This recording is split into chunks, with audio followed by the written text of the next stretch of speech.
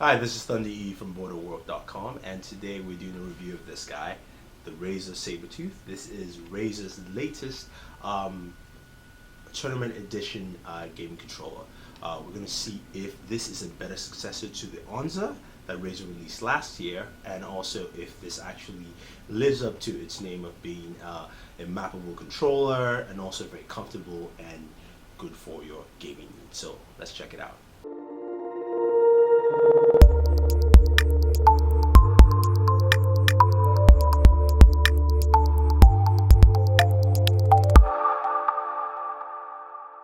First of all, let's take a look at the packaging.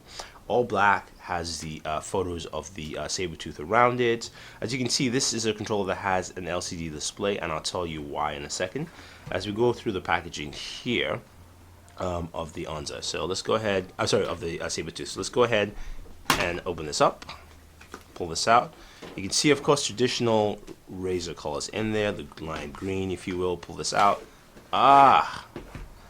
Packaging is empty, so we set that aside.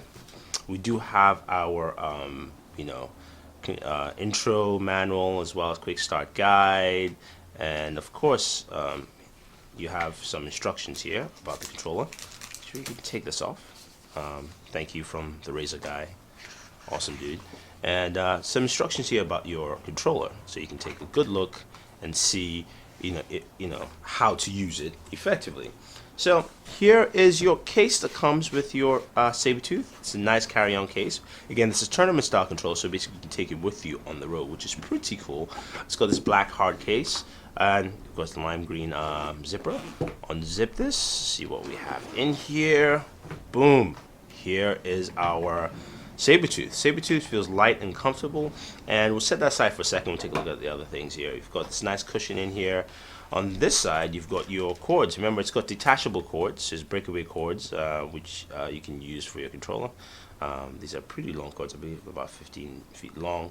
You've got some tools here, adjustment tool, as well as you can change your cap cover. So you can change it from for your joysticks from black to the lime green. Actually, this is I believe this is just a cover, and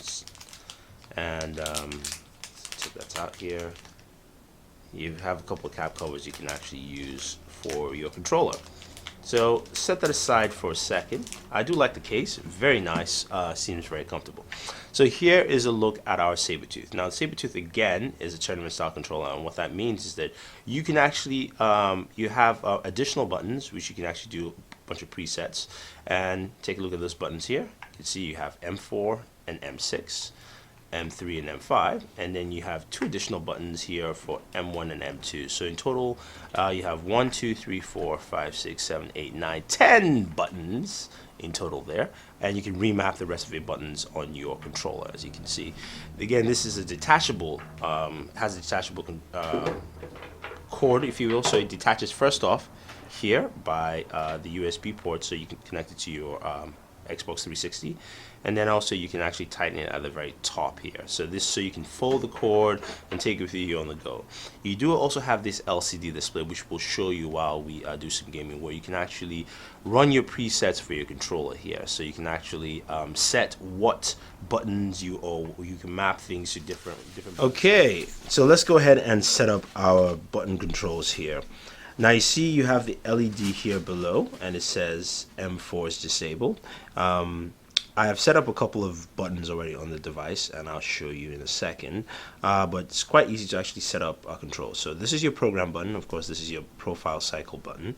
You can cycle through different programs. But to set up any of your extra buttons, like from M1 to M6, you hit the program button. That brings program mode. So I'm going to hold M1, it says M1 disabled, and I'm going to hit the B button. M1 is set to B. So it sees M1 set to B, hit program to cycle out, and you're good. Hit program again, I hold that down, that's mapped, cycle out. Now I can knife, and I want to map my sprints, hold this down, and clear out. So that's my sprint. So if I were to go back, I want to sprint, move forward, use M5, I can sprint. Quite easy and simple. So this controller allows you to do a lot more, and also use your other fingers to do more with the control, so you don't have to feel like you're pressing down and moving forward and is inhibiting your gameplay. You have other functions with the controller here, where if you hit the program button, you can also cycle from program mode to other settings. Oh, let me crouch here for a second. Sorry, let me do this. So if you hit program mode, you can go to program mode, skip through the cycle off backlight. To do that, you hit the A button, confirm, hit A again, backlight's off. You can see that's all off, other than the Xbox button here. To bring it back on, just hit the backlight button. You can also the program button, hit the program again. You can cycle. You can also turn off rumble. Same way, hit A, rumble, confirm, off, and done. To bring it back, hit the program button again, and then you can do a test mode, which allows you to test the sensitivity on your analog sticks. So to get into there, you hit test mode. Sorry, we go cycle through test mode again. I apologize. Hit the A button, left stick or right stick. You can test those. So I'm going to test the right stick. Hey, x-axis for right, and then the y-axis for my right. Testing them as 100%. And A to end, and you're out. So it's a nice setup. The controller feels very comfortable. I've used it for some gameplay. Feels good. Go ahead and round up this review and give you our final thoughts on the Razer Sabertooth. Alright, we've seen the Sabertooth in action. We've seen how easy it is to map around your buttons, and also turn off certain things like the backlight and rumble. But also you can take off the extra buttons here. You're provided with a screwdriver here by Razer, and it's quite simple. Just simply unscrew this.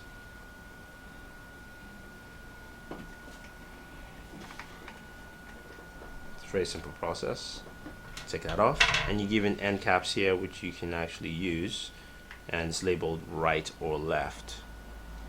It's hard to see, but so you can use this just to cover it up so that you don't get dust into your buttonhole, and you can easily close that up here. Sorry, I was upside down, and there you have it. So you can cover that up.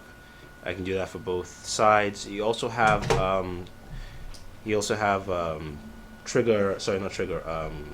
control stick covers for your left and right analog sticks, which are given to you, and you can easily place them on. It's a very simple process.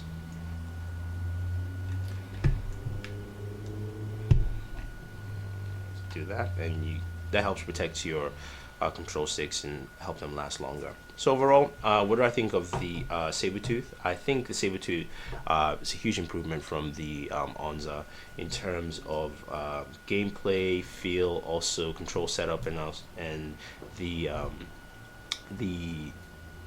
whole process of setting up your different your extra buttons here, your M function buttons, if you will. The LCD is also great because it actually helps you locate what buttons you are mapping out on your control, so you don't have to guess, oh, did I map it or did I not map it? It tells you it's confirmed that you mapped it to that. You can also cross-check it too if you want to, which is a nice feature. And also for those who really don't want to keep the extra map out buttons, you can take them out, at least the two underneath the controller, because you're provided with tools to do that.